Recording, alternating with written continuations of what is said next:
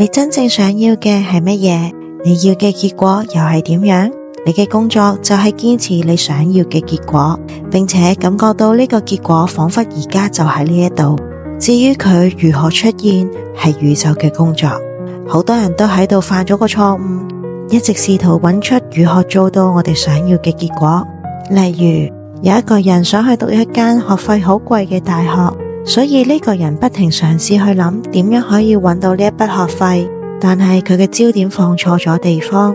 佢應該要將焦點放喺結果上面，佢需要嘅結果係可以入到呢一間大學，因此呢一個先係佢應該要聚焦嘅地方，呢一個先係佢嘅工作。將焦點要放喺結果上面，中間嘅事情就讓宇宙運用佢無限多種嘅方法令佢發生。